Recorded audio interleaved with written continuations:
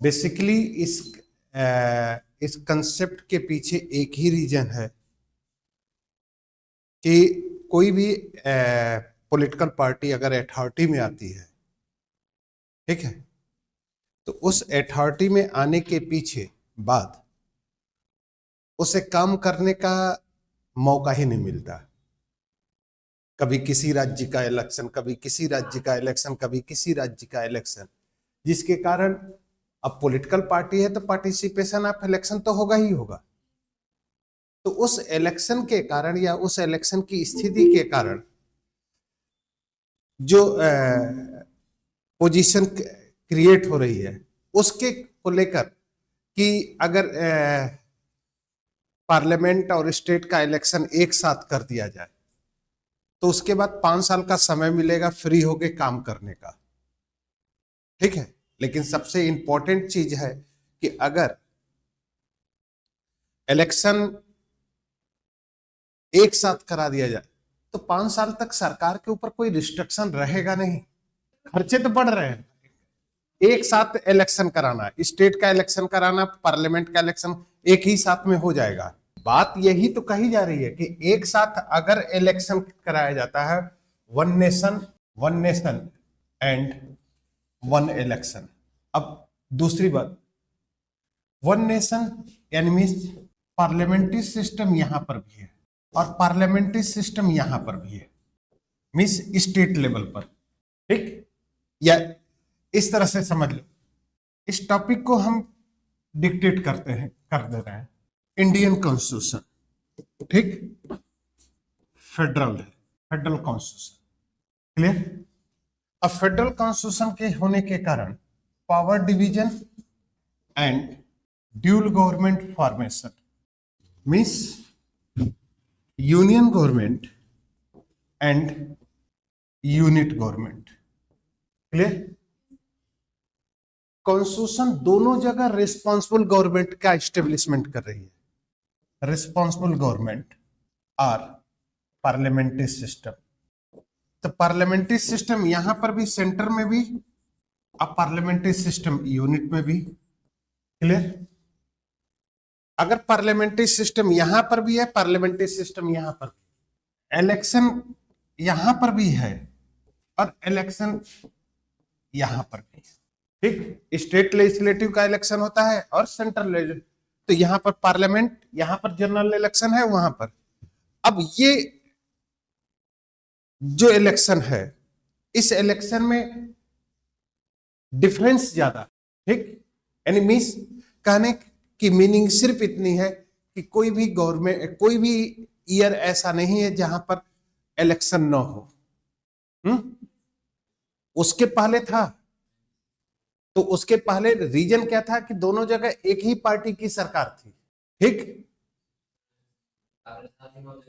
69 में आती है ना, तो उसके पहले तो दोनों जगह है, तो दोनों जगह एक ही सरकार, अगर सरकारें एक जगह है तो इस इलेक्शन के लिए जो डिफरेंस है, वह डिफरेंस हमेशा सरकार के ऊपर एक इंपैक्ट डाल रही है, ठीक। अब चाहे सेंट्रल गवर्नमेंट हो चाहे स्टेट गवर्नमेंट हो, ठीक, दोनों जगह पॉलिटिकल पार्टियां पार्टिसिपेट कर रही हैं। तो जब दोनों जगह पॉलिटिकल पार्टियां पार्टिसिपेट करती हैं तो क्या कोई भी पॉलिटिकल पार्टी फ्री होकर वर्क करेगी, चाहे वो सत्ता में रहे या ना रहे? नहीं कर पाएगी। तो एक सिचुएशन ये है। तो इस स्थिति को लेकर जो सबसे इंपॉर्टेंट चीज है वो यही है। दूसरी बात कि डिफरेंट टाइम पर इलेक्शन अगर हो रहा है तो इकोनॉमिकल एक्सपेंडिचर ज्यादा पड़ेगा, ठीक। तीसरी बात यह है कि इलेक्शन में जो इंप्लाई डिप्यूट किए जाएंगे वो भी हमेशा, क्योंकि सिर्फ यहीं तक इलेक्शन नहीं है, इसके बाद लोकल बॉडीज का भी इलेक्शन है, लोकल बॉडीज का भी इलेक्शन है। तो ये सब स्थितियां करके एक सिचुएशन खड़ा की जा रही है कि क्यों नहीं पूरे स्टेट में, पूरे इंडिया में एक ही समय इलेक्शन करा दिया जाए, जिसके कारण पैसे, पहली बात कि इकोनॉमिकल एक्सपेंडिचर में कमी आ जाएगी। दूसरी बात, सरकार को 5 साल काम करने का क्या मिलेगा, मौका मिलेगा। लेकिन डिमेरिट क्या है? जो डिमेरिट मुझे लगता है कि अगर सरकार को, अगर इलेक्शन का बर्डन न रहे कि 5 साल के बाद अब इलेक्शन है, तो सरकार या पॉलिटिकल पार्टियां इस पावर का मिसयूज करेंगी सर। तो उन सभी तो उसमें संशोधन करना ही पड़ेगा, तो उसमें अमेंडमेंट करना पड़ेगा। तो जब अमेंडमेंट करना पड़ेगा, उसमें अमेंडमेंट करने की पोजीशन आएगी, तो उस स्थिति के कारण ये सिचुएशन थोड़ी सी इफेक्टिव होगी। दोनों तर्क अपने जगह पर सही है, समझ रहे हो?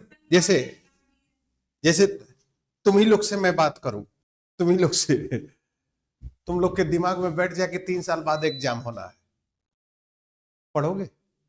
पढ़ेंगे आप लोग? अरे यार, पहले जितना मैं पूछ रहा हूं, रिस्पॉन्सिबिलिटी है कि नहीं मिलती, कम पढ़ेंगे। और ये पता चल जाए कि 6 महीने के बाद एग्जाम है, तब बस अंतर इतना ही, प्रेशर हमेशा बना रहेगा। हाँ, तो अब एक सीधी सी बात है कि अगर 5 साल तक कोई इलेक्शन नहीं होगा, तो सरकार फ्री होकर वर्क करेगी 5 साल। लेकिन सबसे बड़ी बात है कि फ्री होकर वर्क करने का मतलब है, होकर वर्क करने का meaning is in the sense ये जाता है कि सरकार के ऊपर जनता का कोई नियंत्रण नहीं होगा। अब तब क्वेश्चन खड़ा होता है कि जिस पर्पज को लेकर कॉन्स्टिट्यूएंट असेंबली ने पार्लियामेंट्री सिस्टम को एडॉप्ट किया, वह सिस्टम कहां है? दूसरी बात जो सबसे इंपॉर्टेंट है कि अगर टेन्योर फिक्स या वन नेशन वन इलेक्शन की बात कर रहे हैं, तो आप प्रेसिडेंशियल सिस्टम को एडॉप्ट कर लो भाई। कोई भी पार्टी आएगी 4 साल अपना टेन्योर पूरा करेगी, तो पॉलिटिकल अनस्टेबिलिटी या इलेक्शन के लिए, इलेक्शन को लेकर आपके सामने कई प्रॉब्लम तो नहीं आएंगी ना। तो एक सिचुएशन है, तो कुछ ना कुछ तो अमेंडमेंट होगा। या ये हो सकता है कि कोई भी पार्टी एक बार अगर सत्ता में आ गई तो ये कॉन्स्टिट्यूशन में अमेंडमेंट करके ये सिस्टम बनाना पड़ेगा कि कम से कम टेन्योर डिफाइन कर देना पड़ेगा। टेन्योर डिफाइन कर देना पड़ेगा। दूसरी बात जो सबसे इंपॉर्टेंट है कि अगर टेन्योर डिफाइन कर दिया जा रहा है कि एक बार, अब दूसरा सिचुएशन कर दे या किया जाए कि कॉन्फिडेंस मोशन, यानी जो अविश्वास प्रस्ताव है, उस अविश्वास पर प्रेजेंट टाइम में है कि 2 कॉन्फिडेंस मोशन के बीच में 6 माह का डिस्टेंस होना चाहिए। समझो? यानी मींस कि अगर आज कॉन्फिडेंस मोशन आता है और कॉन्फिडेंस मोशन गिर जाता है, सरकार बच जाती है, तो अगला कॉन्फिडेंस मोशन 6 महीने के बाद आएगा। ठीक? या अब ये कर दिया जाए, ये वन नेशन वन इलेक्शन की बात को हटा दिया जाए कि कॉन्फिडेंस मोशन लाने का टाइम, अगर 5 साल का टेन्योर है, तो एक बार कॉन्फिडेंस मोशन लाने के बाद कम से कम 2 वर्ष का समय डिफाइन कर दिया जाए कि 2 वर्ष में ही 2, यानी 1 साल पर आए, 6 महीने की जगह पर 1 साल पर आ जाए कॉन्फिडेंस मोशन, तो थोड़ा सा फैसिलिटीज ये भी मिलेगी। लेकिन कुल मिलाकर सरकार की ओर से जो दलील दी जा रही है, जो पक्ष रखे जा रहे हैं, उस पक्ष का सिर्फ एक ही मकसद है कि आर्थिक रूप में खर्चा कम करना। एक ही साथ इलेक्शन करा देने से सत्ताधारी राजनीतिक दल या अन्य राजनीतिक दलों पर हमेशा इलेक्शन में भाग लेने का जो दबाव रहेगा, वह दबाव खत्म हो जाएगा। फ्री होके काम करने का क्या होगा? अवसर मिलेगा, जो सरकार के तरफ से पक्ष रखे गए हैं। ठीक, ये सिचुएशन है। ये चर्चा 2014 से चल रही है, समझ रहे हैं? और 2014 से चलने के बाद जब इनकी प्योर मेजोरिटी थी तब तो पास करा ही नहीं पाए।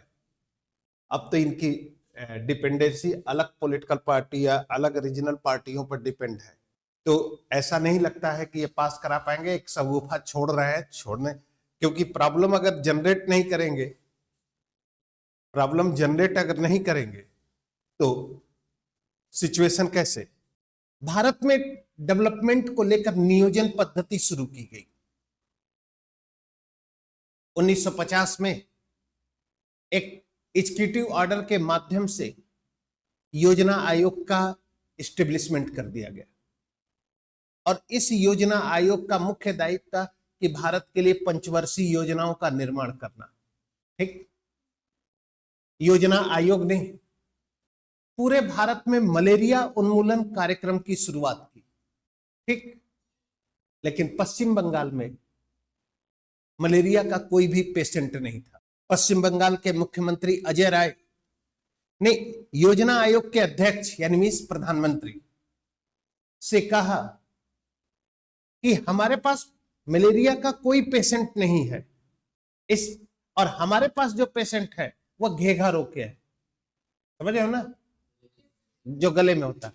इसलिए जो मलेरिया में हमको पैसा देना है आप देंगे, वो पैसा हमको इस डिजीज में दे दीजिए।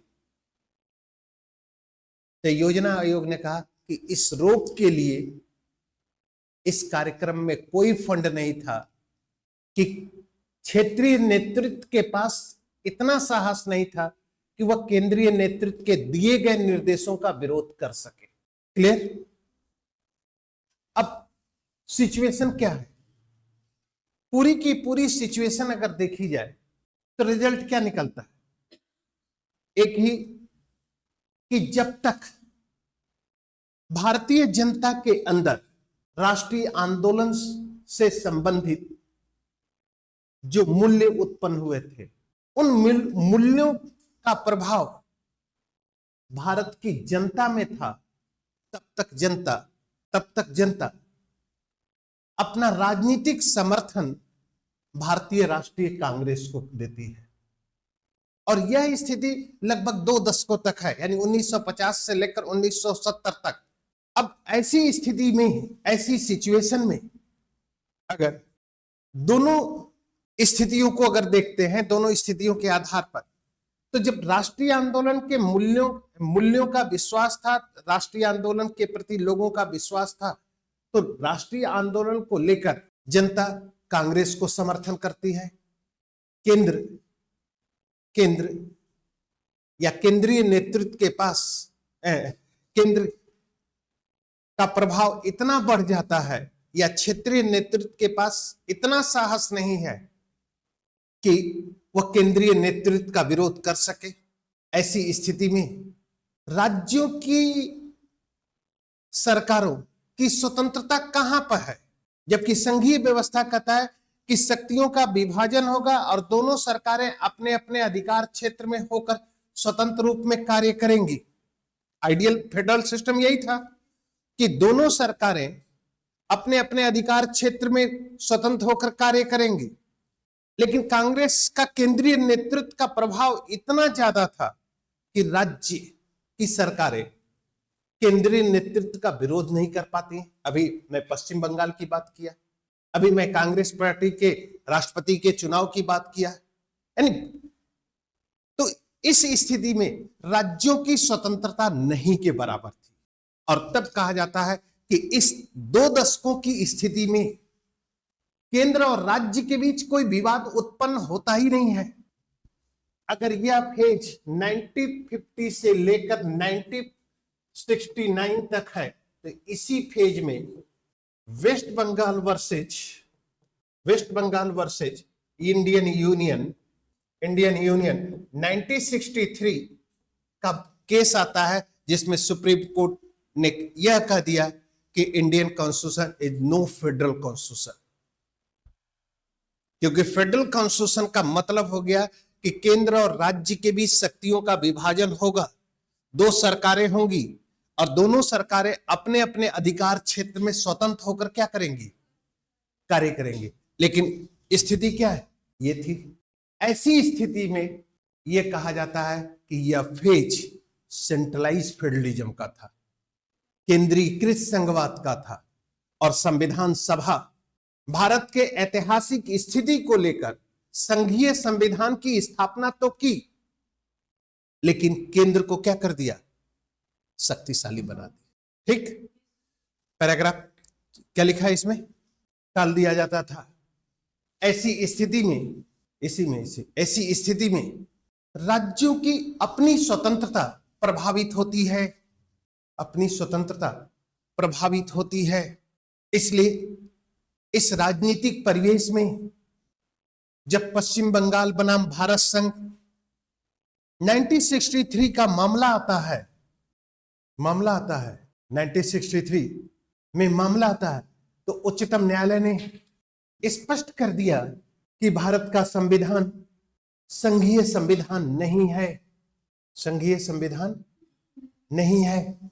ऐतिहासिक दृष्टि से यदि भारत की स्थिति का विश्लेषण किया जाए, ऐतिहासिक दृष्टि से यदि भारत की स्थिति का विश्लेषण किया जाए, तो जब जब भारत में केंद्रीय शक्ति कमजोर हुई, तब विदेशी शक्तियों ने भारत पर अपने प्रभुत्व की स्थापना की।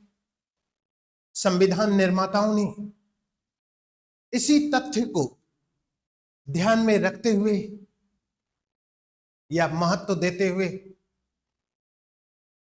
स्वतंत्र भारत के लिए एक संघीय संविधान का निर्माण किया और केंद्र को अत्यधिक शक्तिशाली बनाया।